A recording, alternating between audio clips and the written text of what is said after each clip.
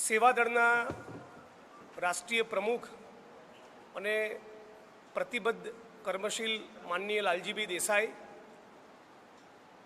કોંગ્રેસ પક્ષના રાજકોટ શહેરના પ્રમુખ માનનીય અતુલભાઈ રાજાણી, સુરેશ બથવાર સાહેબ, ડૉક્ટર હેમાંગભાઈ, મંચ ઉપરના સૌ સાથીઓ, હિતેશભાઈ વોરા વગેરે સૌ મિત્રો,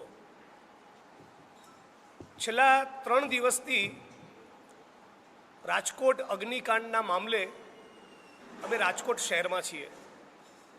આ શહેરના કેટલાક પ્રબુદ્ધ નાગરિકોને મળ્યા, પત્રકાર મિત્રો સાથે વાત કરી, પીડિત પરિવારોને મળ્યા અને ટીઆરપી ગેમિંગ ઝોનની આ જે ઘટનાનું સ્થળ છે એની પણ મુલાકાત કરી. આ 3 દિવસની વિઝિટ દરમિયાન બહુ દુઃખ સાથે કહેવું પડે છે કે હજી સુધી જાણે તંત્રના પેટનું પૂરેપૂરું પાણી હલ્યું ના હોય એવી પરિસ્થિતિનું નિર્માણ થયું છે. ભારતના અને ગુજરાતના ઇતિહાસમાં બહુ રેર કહી શકાય એવી આ માનવ સર્જિત દુર્ઘટના, આ હત્યાકાંડ અને રાજ્યની સરકાર અને પોલીસમાં એની જે ગંભીરતા હોવી જોઈએ એ ગંભીરતા હું જોતો નથી. ઘટના સ્થળની વિઝિટ દરમિયાન જે નાગરિકો મળ્યા, અમે જે રાજકોટના લોકોની મુલાકાત કરી અને ખાસ કરીને પીડિત પરિવારોની જે મુલાકાત કરી, બધાને જાણે ખાતરી હોય કે આ કિસ્સામાં પણ મોરબી અને તક્ષશિલા જેવા કિસ્સાઓની માફક અમને ન્યાય મળવાનો નથી. આ રાજ્યની સરકાર અને પોલીસ રાજકોટના અગ્નિકાંડના પીડિતોને કોઈ પણ સંજોગોમાં ન્યાય મળે હજી સુધી એવી ખાતરી કે ગેરંટી આપી શકતી નથી. પીડિત પરિવારોના આંસુ લૂછવાની વાત તો દૂર રહી, 156 ધારાસભ્યોમાંથી 99% ધારાસભ્યો, 26 મેમ્બર ઓફ પાર્લામેન્ટમાંથી મોટાભાગના member of parliament Bharatiya Janata પાર્ટીના, CR પાટીલ, રાજકોટના જ નાગરિક જે રાજ્યના મુખ્યમંત્રી રહી ચૂક્યા છે એવા વિજય રૂપાણી અને ગુજરાતના મુખ્યમંત્રી માનનીય ભૂપેન્દ્રભાઈ પટેલ પણ એકાદ બે સિવાય કોઈ જ મોટા ભાગના પીડિત પરિવારોને મળ્યા નથી અને મળવા માંગતા પણ નથી.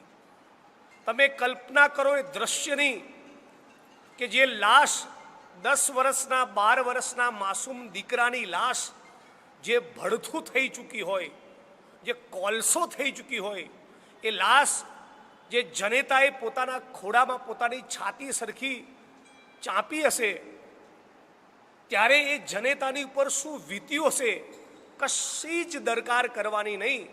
જાણે કોઈ સામાન્ય ઘટના બની હોય એ પ્રમાણે આ ભારતીય જનતા પાર્ટીના 26 સાંસદો, 156 MLA, CR પાટીલ, વિજય રૂપાણી, ભાનુબેન બાબરિયા, જાણે કોઈના પેટનું પાણી હલતું ના હોય એ પ્રમાણેનું વલણ છે. બેશરમી અને નિર્લજ્જતા તો એ છે કે ગરીબોના, વંચિતોના, આ પીડિતોના જેમણે પોતાના માસૂમ બચ્ચા ગુમાયા એના આંસુ લૂછવાની વાત તો દૂર રહી, કેટલાક ભાજપના નેતાઓ બેશરમીપૂર્વક અટ્ટહાસ્ય કરી રહ્યા છે, મીડિયાના કેમેરામેનોને ધક્કા મારી રહ્યા છે, મીડિયાના પ્રશ્નો પૂછવા બદલ એમને હડસેલી રહ્યા છે. આટલા બેશરમ તમે થઈ ચૂક્યા છો. સત્તાનો 156 સીટોનો આટલો ઘમંડ કે આ પીડિતોના તમને આંસુ દેખાતા નથી. અને રાજ્યના મુખ્યમંત્રીએ કોઈ સામાન્ય ઘટના હોય એમ એક ઉડતી મુલાકાત લીધી, પણ ઘટનામાં એમનું જે ઇન્વોલ્વમેન્ટ હોવું જોઈએ એક મુખ્યમંત્રી તરીકે કે સાચી ન્યાયી તપાસ થાય, સાચી ન્યાયી કોઈ પણ ચમરબંધીને નહીં છોડવામાં આવે એવી તપાસ થશે એવી ગેરંટી પીડિત પરિવારોને, એવી ખાતરી પીડિત પરિવારોને મળે એવું કોઈ જ વર્તન બહુ દુઃખ સાથે કહેવું પડે છે કે રાજ્યના મુખ્યમંત્રીનું પણ નથી.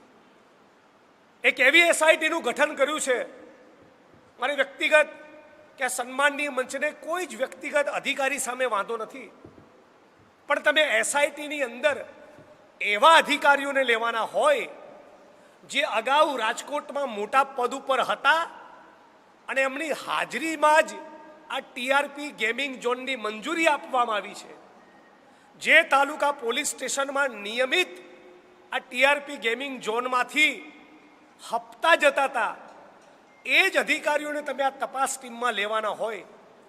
આઈપીએસ અધિકારીઓ જેમણે દારૂ અને જુગારના અડ્ડામાંથી કરોડોની કમાણી કરી હોય, એ જો મોરબી, બરોડા, તક્ષશિલા, લઠ્ઠાકાંડ કે રાજકોટના અગ્નિકાંડની તપાસ આ જ ભ્રષ્ટ અધિકારીઓ કરવાના હોય તો તમે કઈ રીતે ન્યાયની અપેક્ષા રાખો?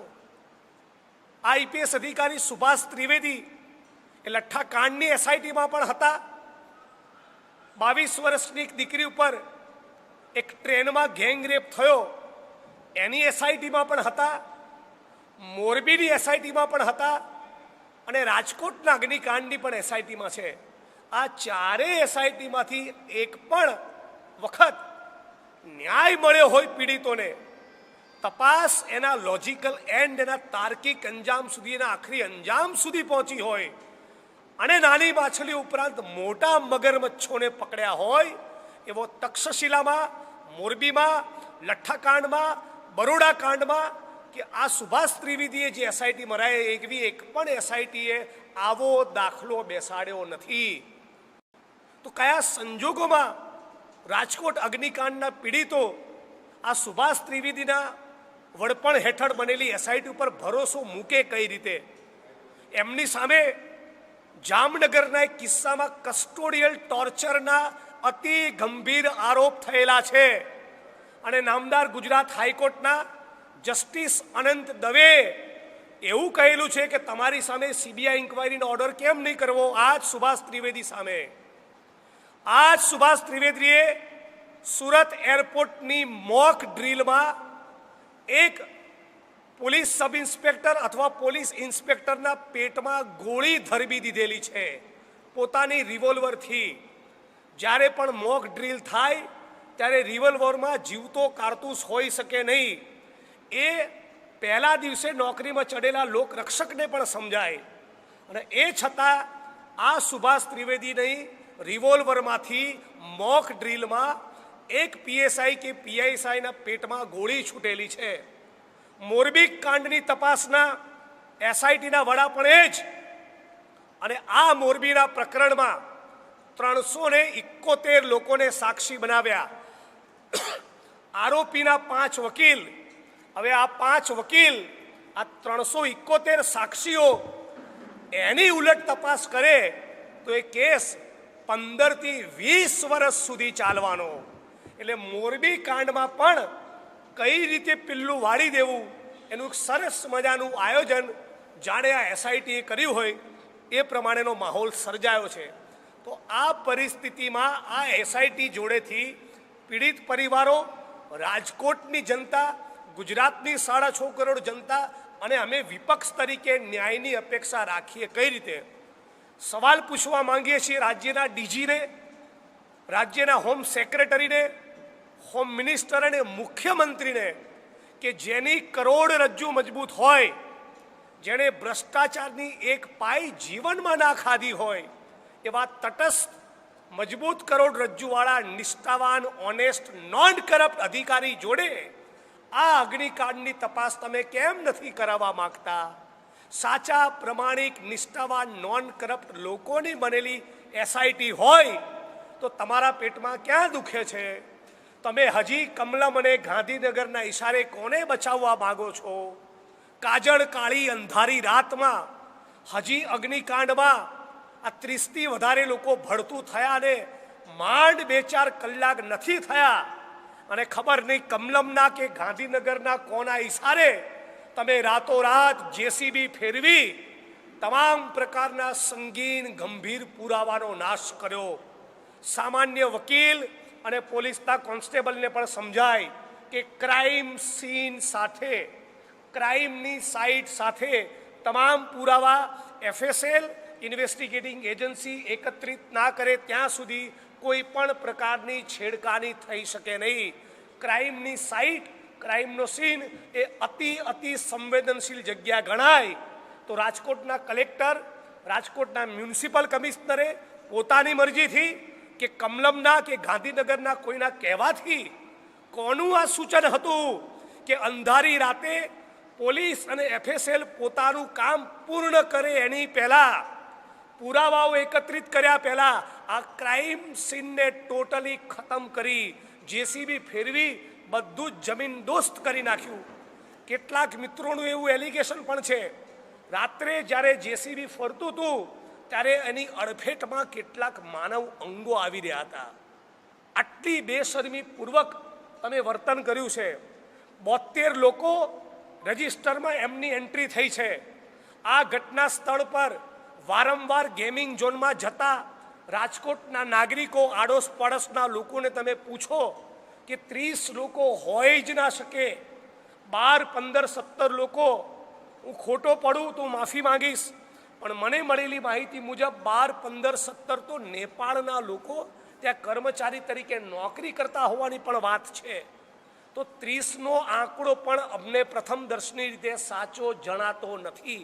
એટલે અનેક એંગલથી આટલી ભયંકર ઘટના બની હોય, પોતાના પરિવારનો સભ્ય પણ આરોપી બને તો એને ના છોડવો જોઈએ. એવી નિષ્ઠા અને કમિટમેન્ટ બતાવવાના સમયે પણ તમે ચારે બાજુથી કેસમાં ભાંગરો વાટવાની જે ભૂમિકા લીધી છે, મને લાગે છે કે આ સરકારને ભારત ભૂમિનો ઇતિહાસ કોઈ દિવસ માફ નહીં કરે. અને એટલા માટે અમે માંગણી કરીએ છીએ, વિપક્ષ તરીકે નહીં, કોંગ્રેસ પક્ષ તરીકે નહીં, ભારતના અને ગુજરાતના જવાબદાર નાગરિકો તરીકે માંગણી કરીએ છીએ કે આ કેસમાં નિષ્ઠાવાન, પ્રમાણિક, નોન કરપ્ટ અધિકારીઓની બનેલી SIT દ્વારા જ તપાસ થવી જોઈએ. એ જ પ્રમાણે શ્રેય હોસ્પિટલ, બરોડાનો કાંડ, મોરબીનો કાંડ અને તક્ષશિલા કાંડ, આ તમામ કાંડમાં પણ નોન કરપ્ટ અધિકારીઓની બનેલી SIT દ્વારા જ તપાસ થવી તો જ અમને ન્યાયની આશા રહેશે. અને 4 લાખ રૂપિયાનું વળતર આપી તમે હાથ ખંખેરી લેવાની જે કોશિશ કરી છે એ પણ ખૂબ શર્મનાક બાબત છે.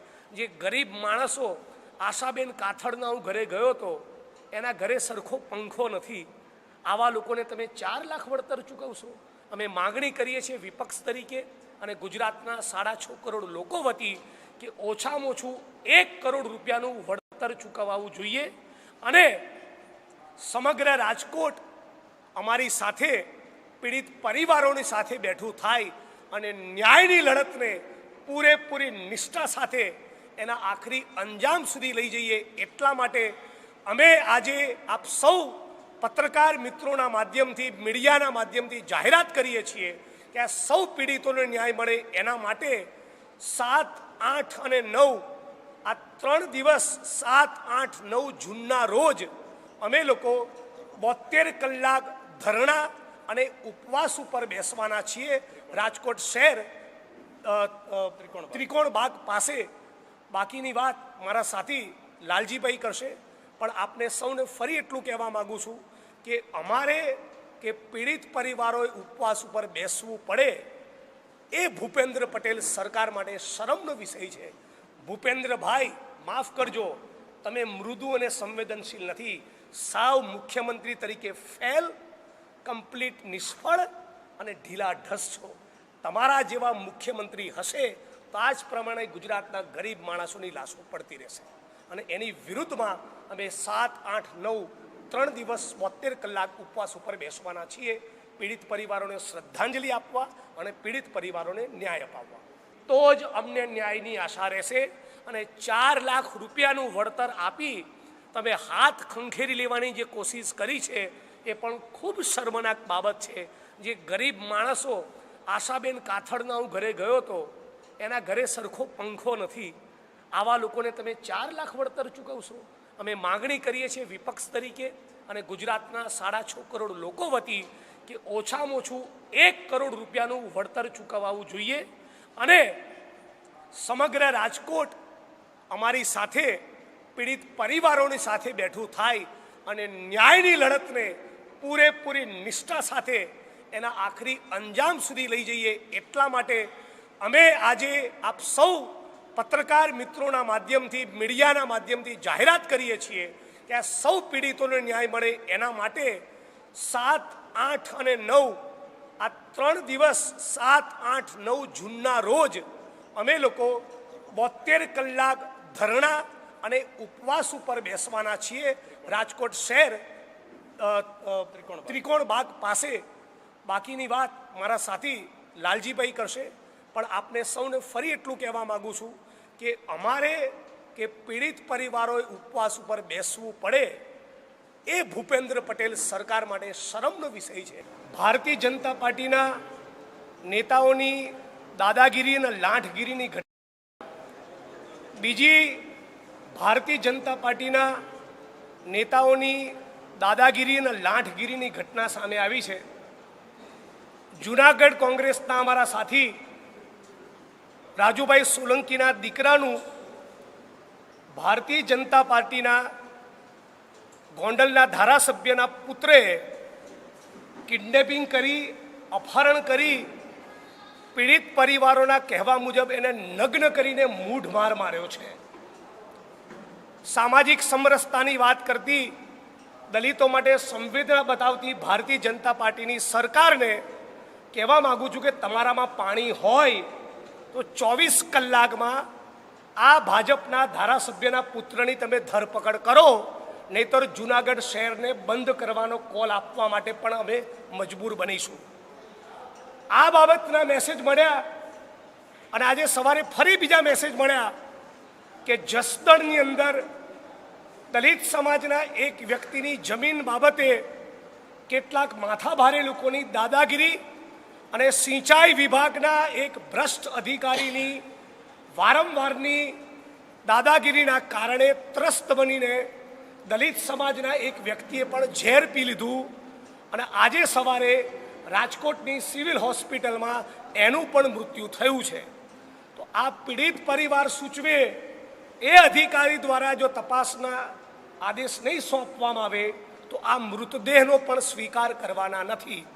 એટલે એક તરફ સૂત્રાપાડામાં કસ્ટોડિયલ ટોર્ચરની ઘટના, રાજકોટનો અગ્નિકાંડ, ગોંડલના ધારાસભ્ય દ્વારા દલિત સમાજના યુવાનનું અપહરણ કરી, ફિલ્મી સ્ટાઇલે અપહરણ કરી એને નગ્ન કરીને મૂઢ મારવો અને દલિત સમાજના બીજા યુવાને આત્મવિલોપન કરવા માટે મજબૂર બનવું, આ દેખાડે છે કે ભારતીય જનતા પાર્ટીની આ 156 સીટોવાળી સરકાર કઈ હદે જનવિરોધી બની ચૂકી છે, કઈ હદે એની દાદાગીરી અને લાંઠગીરી ચરમ સીમા ઉપર પહોંચી છે અને એમને કાયદો અને બંધારણમાં 1% પણ એનું અમલ કરવા માગતા નથી.